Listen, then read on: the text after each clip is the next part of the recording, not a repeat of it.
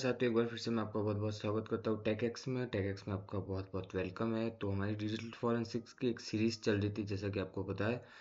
तो उस सीरीज़ में आज जो हम पढ़ने वाले एफ टी के इमेजर के बारे में जानेंगे। एफ टी के इमेजर एक फॉरेंसिक टूल है जिसका मैं आपको ओवरव्यू दूंगा, और एफ टी के इमेजर आपको कैसे यूज़ करना है, इमेज का कैसे एनालिसिस करना है, उसके बारे में आपको बताऊंगा।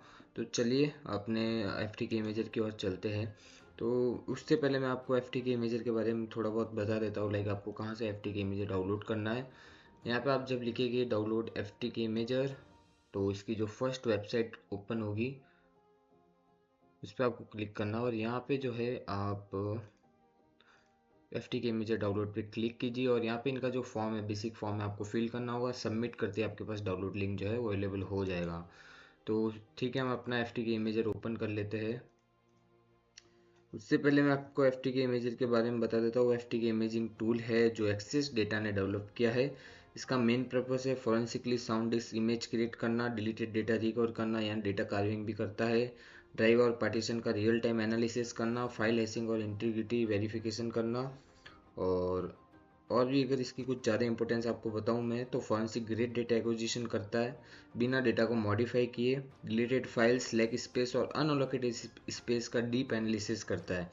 एविडेंस की ऑथेंटिसिटी मेंटेन करता है हैशिंग के थ्रू। फॉरेंसिक इमेजिंग को लीगली एक्सेप्टेड बनाता है कोर्ट में एडमिसिबिलिटी के लिए। और जो एफ टी के का इनिशियल इंटरफेस है, यहाँ पे ये रहने वाला है। एफ टी के का इनिशियल इंटरफेस ये रहता है, जिसमें आपको फर्स्ट में फाइल, व्यूज़, मोड और हेल्प के ऑप्शंस मिलते हैं अपर बार में। जिसमें फाइल के अंदर आपको कुछ ऑप्शंस मिलते हैं, जैसे कि add evidence item, image load करना और केस को सेव करने के लिए। और व्यू ऑप्शंस में अगर हम चलते हैं, तो व्यू ऑप्शंस में भी खूब सारे टूल है। सेटिंग्स और डिस्प्ले प्रेफरेंसेस, कस्टमाइज वगैरह दे रखी है। मोड्स में अगर हम चलते हैं, तो यहाँ पे मोड्स में हेक्स व्यू, गैलरी व्यू और टेक्स्ट व्यू स्विच करने के लिए है। तो ये सारे इसके कुछ इंटरफेसेस में दे रखा है। यहाँ पे जब हम फाइल के ऊपर क्लिक करते हैं और एविडेंस आइटम के ऊपर क्लिक करते हैं, यानी कि ऐड एविडेंस करते हैं, तो ऐड एविडेंस से पहले मैं आपको थोड़ा सा फाइल के अंदर का इंटरफेस और बता देता हूँ। इमेज माउंटिंग एक ऑप्शन है। अब मान लीजिए कि आपके अंदर, आपके सिस्टम के अंदर अगर हम यहाँ चलते हैं, और यहाँ पे जो हम देखते हैं मैनेज में जाके, यहाँ पे डिस्क मैनेजमेंट में चलते हैं। डिस्क मैनेजमेंट में ये जो आपकी ड्राइव दे रखी है, यहाँ पे अगर कोई मैं यूएसबी प्लग इन करूँगा तो वो मेरी एक्सटर्नल ड्राइव में चली जाएगी। और यहाँ पे जो है मेरी एक ही सी ड्राइव है, सिंगल ड्राइव है। इसके अंदर मैं चाहूँ तो कोई ड्राइव माउंट करता हूँ, अगर कोई यूएसबी माउंट करता हूँ तो यहाँ पे शो होगी। तो इसमें वही इमेज माउंटिंग का, यानी यहाँ से आप इमेज माउंट कर सकते हैं डायरेक्टली। आपके पास कोई पार्टीशन यहाँ अवेलेबल है तो यहाँ से आप वो पार्टीशन जो है ऐड कर सकते हैं, कौन सा लेटर है, ये इमेज माउंटिंग में होता है। और यहाँ से आप जो है कैप्चर मेमोरी कर सकते हैं, यानी रैम डम बना सकते हैं। बहुत ही सिंपल सा स्टेप है। ब्राउज करना है, डेस्टिनेशन पाथ देना है, और इमेज का नाम डालना, और कैप्चर मेमोरी जब आप करेंगे तो कैप्चर हो जाएगी। तो ये सिंपल सा इसका इंटरफेस था। इसके अंदर थोड़ा सा हम और डेप्थ में चलते हैं, तो यहाँ पे ऐड एविडेंस जब हम करते हैं, तो यहाँ पे हमने को चार ऑप्शंस दिखते हैं। पहला है फिजिकल ड्राइव। फिजिकल ड्राइव में पूरी हार्ड डिस्क का फॉरेंसिक इमेज क्रिएट करते हैं, और बिट बाय बिट कॉपी होती है बिना किसी डेटा के लॉस के। और लॉजिकल ड्राइव का मतलब है सिर्फ एक पार्टीशन, पर्टिकुलर पार्टीशन या वॉल्यूम का इमेज क्रिएट करना। ठीक है। और इमेज फाइल में ये होता है पहले से अवेलेबल, यानी E01, DD, AFF, इनके बारे में हम थोड़ा सा और बाद में पढ़ेंगे। इमेज को लोड करना और एनालाइज करना। कंटेंट और फोल्डर में हो जाता है कि अगर आप सिर्फ किसी स्पेसिफिक फोल्डर का या फॉरेंसिक एनालिसिस करना चाहते हो तो इस ऑप्शन का यूज़ कर सकते हो। लेकिन एक इंपॉर्टेंट नोट है यहाँ पे, अगर आप इंक्रिप्टेड ड्राइव का एनालिसिस कर रहे हो तो आपको पहले डिक्रिप्शन की या पासवर्ड चाहिए होगा।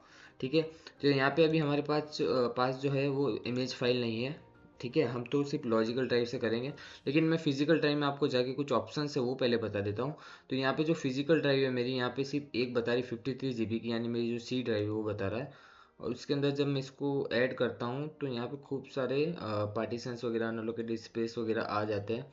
लेकिन इसमें जब हम ऐड एविडेंस करते हैं, और मान लीजिए हम लॉजिकल ड्राइव करते हैं और यहाँ पे कोई पार्टीशन सेलेक्ट करते हैं, ये हमारे सारे लॉजिकल ड्राइव्स है, डी वगैरह जितने भी पार्टीशंस हो गए। तो तो यहाँ पे जब मैं ऐड करता हूँ इसको, यहाँ फिनिश पे क्लिक करूँगा तो ये ऑप्शन क्रिएट नहीं कर रहा है। 1 मिनट, ये भी कोई प्रॉब्लम आ गई है। इसको भी रिमूव कर देता हूँ और यहाँ पे मैं वापस ऐड एविडेंस करता हूँ। तो ओके, अभी वो ऑप्शन नहीं आ रहा है जिसमें आपको एक्सप्लेन करता है DD1 वगैरह रॉ। यहाँ पे जब आप फिजिकल ड्राइव में ऐड ऑन करते हो, यहाँ पे जब आप आगे बढ़ते हो ड्राइव को सिलेक्ट करके, तो यहाँ पे एक ऑप्शन और भी आपको इमेज सेलेक्ट करने को बोलता है कि आपको इमेज जो है वो किस फॉर्म में बनानी है, यानी रॉ में बनानी है, E01 में बनानी है। रॉ इमेजेस यानी बिट बाय बिट कॉपी बिना किसी कंप्रेशन के फॉरेंसिक इंटीग्रिटी मेंटेन करता है बट स्टोरेज ज़्यादा कंज्यूम करता है। E01 यानी एक्सपेक्ट विटनेस फॉर्मेट इसकी फुल फॉर्म होती है। कंप्रेशन और मेटा डेटा सपोर्ट करता है। चेकसम और इंटीग्रिटी वैलिडेशन बिल्ट इन होती है इसके अंदर। डिस्क फ्रेगमेंटेशन और इमेज चेकिंग करता है, अलाउ करता है। और EFF जो है हमारा एडवांस फॉरेंसिक फॉर्मेट है, ओपन सोर्स फॉर्मेट है जो मेटा डेटा और हैशिंग सपोर्ट करता है। और स्मार्ट वन हो गया यानी .S01 mostly smart forensic tool के साथ कॉम्पिटेबल होता है। अब बेस्ट प्रैक्टिसेस क्या है, आप E01 फॉर्मेट यूज़ करें अगर कंप्रेशन और मेटा डेटा चाहिए। रॉ फॉर्मेट यूज़ करें अगर आपको ओरिजिनल डेटा का कंप्लीट फॉरेंसिक कॉपी लेना है तो। अब यहाँ पे जब आप इमेज सेलेक्ट कर लेते हो, फॉर्मेट सेलेक्ट कर लेते हो, उसके बाद आपको एक ऑप्शन और देखने को मिलता है। उसी के अंदर नीचे आपको सिलेक्ट करना होता है जो होता है फ्रेगमेंट साइज। ओके, तो फ्रेगमेंट साइज क्या है एक्चुअली में? फ्रेगमेंट साइज का मतलब क्या है? लार्ज फॉरेंसिक इमेज को मल्टीपल स्मॉल चंक्स में तोड़ना फॉर बेटर मैनेजमेंट, ये होता है फ्रेगमेंट साइज। यानी कोई बड़ा सा GB का ड्राइव है, उसको आप मल्टीपल सेगमेंट्स में तोड़ लो और फिर उसकी इमेजेस बना के आप एनालिसिस करो। अगर आप क्लाउड या लार्ज स्टोरेज में काम कर रहे हो तो लार्ज फ्रेगमेंट साइज 4 GB या 10 GB बेटर रहता है, अच्छा रहता है, मतलब इस रेंज में आप तोड़ सकते हो। इमेज माउंटिंग मैंने आपको बता दिया। अब बात आती है डिलीटेड डेटा की। तो पहले हम यहाँ पे एक अपना फॉरेंसिक इमेज बना लेते हैं, एविडेंस को ऐड कर लेते हैं। यहाँ पे लॉजिकल ड्राइव करते हैं और लॉजिकल ड्राइव में जाके हम जो है C को ऐड करते हैं यहाँ पे। तो ये C जो है हमारा ऐड हो चुका है। अब इसके अंदर जब ये MFT कंज्यूम करेगा, NTFS के अंदर आता है MFT, हम थोड़ा सा बाद में पढ़ेंगे MFT वगैरह इनके बारे में। तो ऐसे मैंने आपको बता ही रखा है थ्योरी क्लास में सब कुछ। अगर आपने मेरी पुरानी वीडियोस देखी है तो आपको पता ही होगा। तो अगर यहाँ पे कोई क्रॉस का साइन आता है किसी भी फोल्डर के ऊपर तो वो आपका वो डिलीटेड डेटा होता है। ओके, अगर किसी फोल्डर के ऊपर क्रॉस का साइन आ रहा है तो वो डिलीटेड डेटा। यहाँ पे रिसाइकल बिन है, रिसाइकल जैसे कि यहाँ पे क्रॉस का साइन आ रहा है तो ये चीज़ मैंने डिलीट की होगी कहीं ना कहीं, तो इसलिए डिलीटेड डेटा रिकवर बता रहा है इसमें। कुछ हद तक इसमें डिलीटेड डेटा आ ही जाता है अच्छा खासा। अब इसमें बेस्ट प्रैक्टिसेस क्या है, FT के इमेजर में अनअलोकेटेड स्पेस का डीप स्कैन करें, ठीक है, हेक्स व्यूअर से रॉ डेटा चेक करें। अब हैशिंग बहुत ज़्यादा इंपॉर्टेंट होता है, इसमें एक हैशिंग का भी ऑप्शन होता है। व्यू के अंदर हम जब जाते हैं, सॉरी इसके अंदर हम जब जाते हैं तो एक्सपोर्ट द हैश लिस्ट आता है या एक्सपोर्ट फाइल आता है। तो हम यहाँ पे एक्सपोर्ट फाइल भी कर सकते हैं या एक्सपोर्ट फाइल हैश लिस्ट भी कर सकते हैं। तो ये हमारी जो है इस फाइल का हैश बना देगा और कहीं एक्सपोर्ट कर देगा। अब हैश कितने टाइप से होते हैं? MD5 मैसेज डाइजेस्ट 5 होता है। SHA-1 सिक्योर हैश एल्गोरिथम 1 होता है। SHA-256 मोर सिक्योर एल्गोरिथम है। अब हैशिंग इंपॉर्टेंट क्यों है?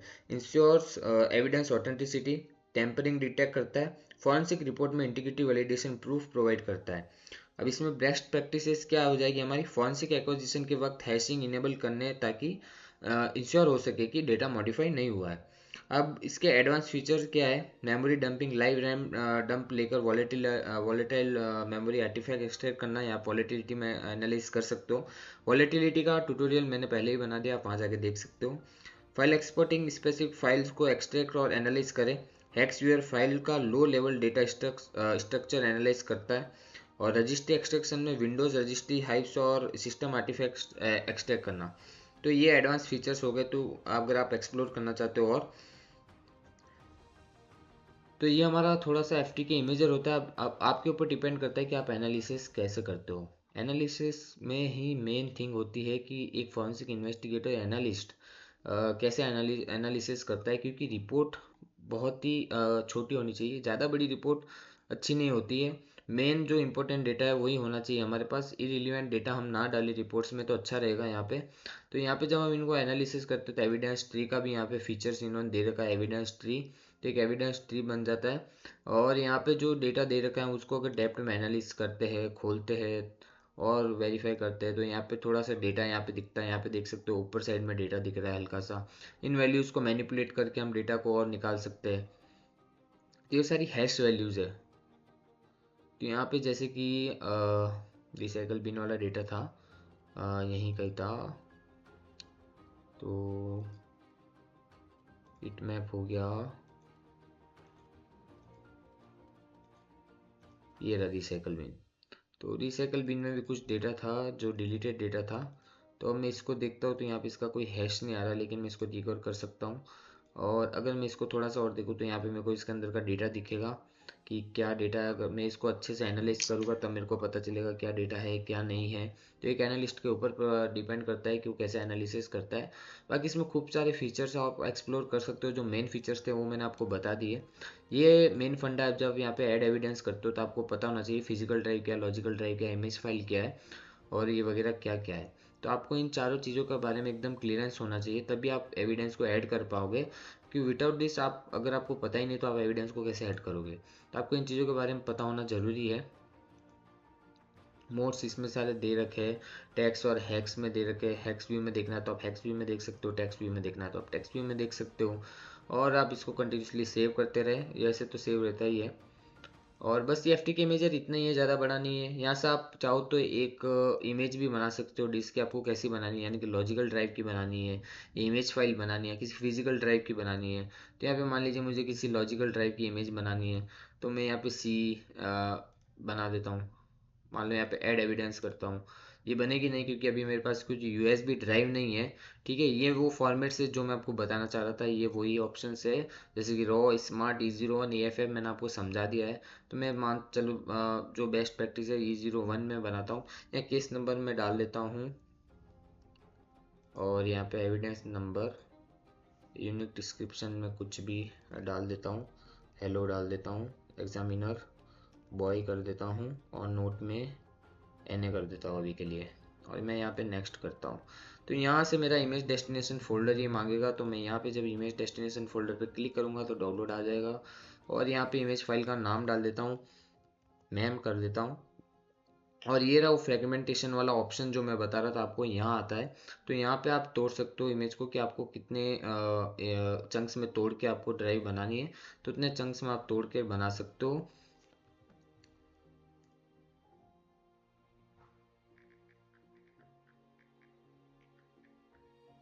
तो यहाँ पे एक ऑप्शन और दे रखा है, यहाँ पे आप जैसे कि देख सकते हो एडी इंक्रिप्शन। तो भाई एडी इंक्रिप्शन क्या है? एडी इंक्रिप्शन का मतलब होता है एक्सेस डेटा इंक्रिप्शन।